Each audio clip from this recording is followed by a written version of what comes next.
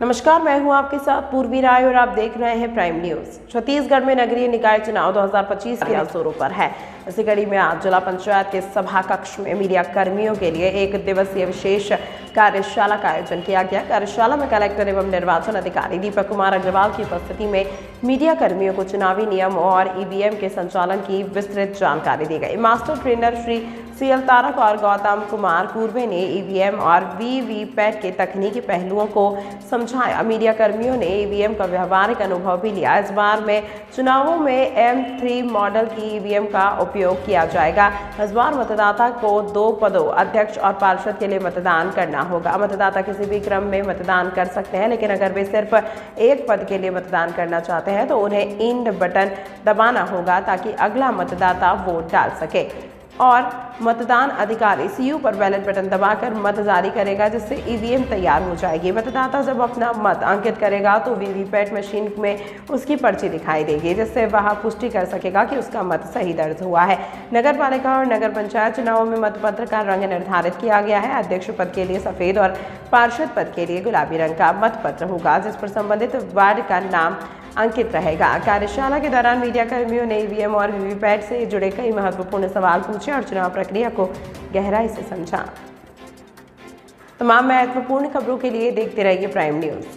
नगरीय निकाय में पहली दफा ईवीएम के माध्यम से चुनाव की तैयारी हो रही है। आइए हम अधिकारियों से जानते हैं किस प्रकार से ईवीएम काम करता है, क्या क्या प्रक्रिया है और किन चीजों का आम नागरिकों को ध्यान देना होगा। जी सर, बताएंगे पूरी प्रक्रिया विस्तार से। सबसे पहले बात तो ये है कि इसमें जो नगरीय निकाय का चुनाव है ईवीएम के माध्यम से होना है, और जो M3 टाइप से जो ईवीएम मशीन है, इसमें जो बैलेट यूनिट है उसमें 2 पदों के लिए चुनाव, वैसे तो 4 पदों के लिए हो सकता है इसमें, लेकिन नगरीय निकाय का चुनाव अध्यक्ष और पार्षद दोनों का एक ही मशीन के से होगा। जी सर, एक बार प्रक्रिया करके बता देंगे। हाँ, इसके लिए वही है प्रोसेस है। मतदाता जैसे आएंगे, पहले मतदान अधिकारी 1 के पास होंगे।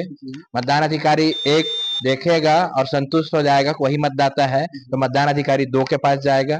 मतदान अधिकारी 2 वो उससे साइन लेंगे और उसके अमिट स्याही लगा करके मतदाता पर्ची जारी करेंगे।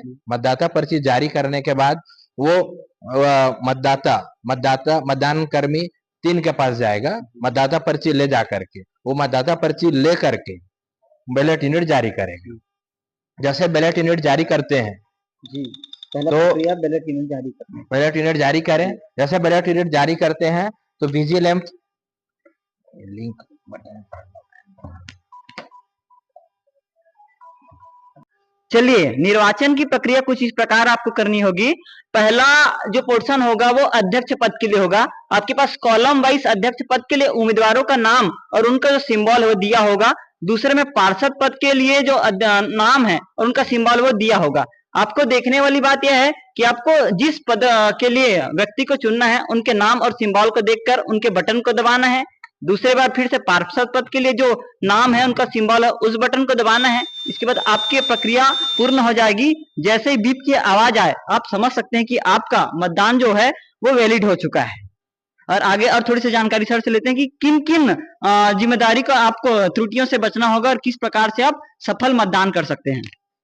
मतदाताओं को सबसे पहले तो यही है, इंड का पहला बटन जो लाल बटन है उसको न दबाएं, ये बात आए, क्योंकि 2 मत डालना है, भले वो कोई भी हो, चाहे वो पार्षद के लिए चाहे अध्यक्ष के लिए दे, लेकिन एक पार्षद के लिए और एक अध्यक्ष के लिए वोट देना है। बस वो यही ध्यान में रखना है, तो मतदान प्रक्रिया सफलतापूर्वक हो सकता है। और इसमें एक ध्यान रखने वाली बात यह है कि आपके पास ये 2 नोटा के बटन है। आपको यदि किसी प्रत्याशी को चुनाव में अपना मत नहीं देना है तो आपके लिए नोटा का बटन है। आप इस नोटा के बटन को या फिर नीचे जो नोटा का बटन दिया है उसको दबाकर आपने जो प्रत्याशी को नहीं चुनना है उसके लिए नोटा का बटन यहाँ दबा सकते हैं। एक के बजाय आपको 2 नोटा के बटन दिखेंगे। और एक सावधानी वाली बात यह है कि इंड का बटन आप उसी शर्त पर दबा सकते हैं, या केवल आपको अध्यक्ष का पद चुनना है या फिर केवल पार्षद का पद चुनना है तो एक बटन दबाने के बाद आप इंड का बटन दबा सकते हैं, अन्यथा इंड के बटन से आपको बचना होगा।